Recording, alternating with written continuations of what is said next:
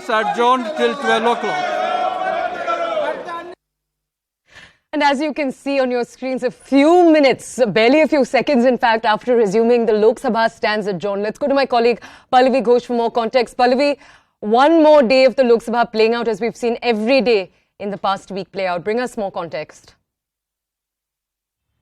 Not even minutes, Toya. It just lasted a couple of seconds, and now it goes in for a very long break for Ram Navami from tomorrow, and the House will reconvene on Monday, and it just has 2 more working days after that. But yes, this is the scene day in, day out. Lok Sabha, Rajya Sabha, pretty much the same picture. And I can tell you this much is that the per day allowance of every member of parliament actually goes up to 3,000 rupees per day. That's the kind of money which is also being wasted of the exchequer, and something which the government had already gone on record to say that they expressed concern over the fact that House is just not running. However, the government strategy has been very much simple, that to carry on with the legislation. Several bills have been cleared, papers have been tabled, but the most important of them all, the finance bill has also been cleared in both Lok Sabha as well as in the parliament. But as far as the opposition goes, they are saying that the government is the one who has a responsibility of running the House, and they could have easily run the House because all that they had to agree to was a short duration discussion over the Adani issue, and then of course telling us on the floor of the House why they do not want to come up with the JPC. Now, if the government doesn't agree to a short duration discussion on the Adani issue, we are left with but no choice but to protest. So there are several notices which are being given out every day over the Adani issue, and mingled with that, of course, is Rahul Gandhi's disqualification. Pallavi, I just want to understand from you, the government had the option of adjourning the sessions early. We know that now it's going to go on till April 6th, but there was the possibility, they had that option, and they chose not to exercise it despite that the bills that they wanted to get passed have already gotten passed. Why do you think they decided not to adjourn early and to allow this hullabaloo to continue every day? Well, the strategy in the government and the thinking is very simple. Why should we adjourn the House? We are ready to work till the last day. And just because the opposition wants to be non-cooperative, doesn't allow the business to go on, is no reason why the House should be adjourned sine die before the schedule. And there are some more bills which the government really wants to come up with. And there are some important bills that we are being told, some more debates and discussion papers to be laid. So when government sources were speaking to us, when we asked them this precise question, that your agenda seems to have been more or less complete, they said you never know, you just wait till the last day. So there's something which the government could be possibly springing a surprise. I think the messaging from the government is something which they want to send out very, very clearly. We come in every day, we do our work, which is passing bills, we lay the tables. It's the opposition which is losing out on it, because if there would have been a semblance of order, perhaps we could have had a debate and discussion. I rise to inform the House the status of implementation indicated in statement being laid on the table of the House of various recommendations contained in 136 and 142nd reports of the Department-related Parliamentary Standing Committee on Health and Family Welfare in respect of demands for grants 2022-2023 of Ministry of Ayush. Thank you, sir.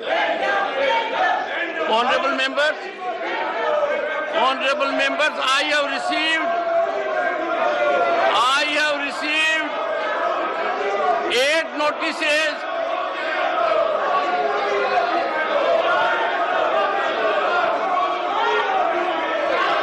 the House stands adjourned till 2 p.m. today.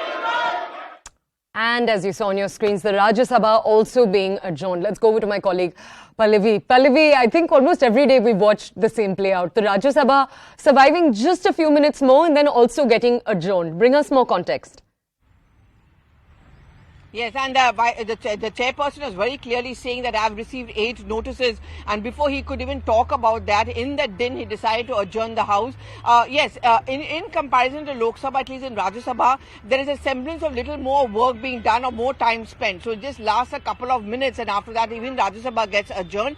That's where the numbers of the opposition parties are certainly much, much higher than in Lok Sabha, so they're even more aggressive over there. There was an opposition party meeting which was held early this morning also, And in that meeting, it was decided that for the remaining days, we are going to keep that pressure on the government. If the government wants to prove a point by carrying on the legislative business, so do we want to prove a point by not allowing this transaction to take place smoothly. Because if we cannot raise our voice here inside Parliament, which is the temple of democracy, where else can we do so? Pallavi, can you also tell us a little bit more about what we finally saw happening after Rahul Gandhi's disqualification, which was the opposition finally coming together, the TMC really finally attending those meetings? Does that very much continue?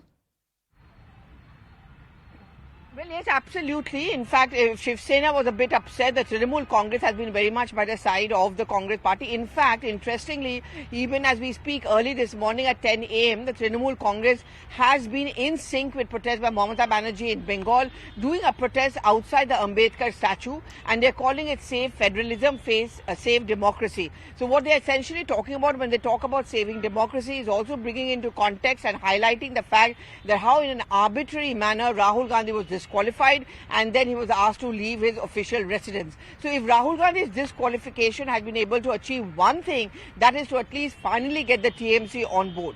Okay, thank you for bringing us that context, Pallavi. Stay with us.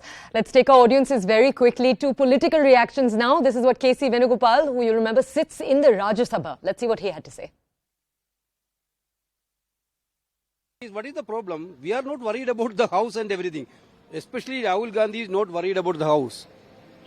He will take a decision. Don't worry about that. Yeah, that is what his view. Democratic value ka khilaf ke liye what government of India is doing is a bigger issue.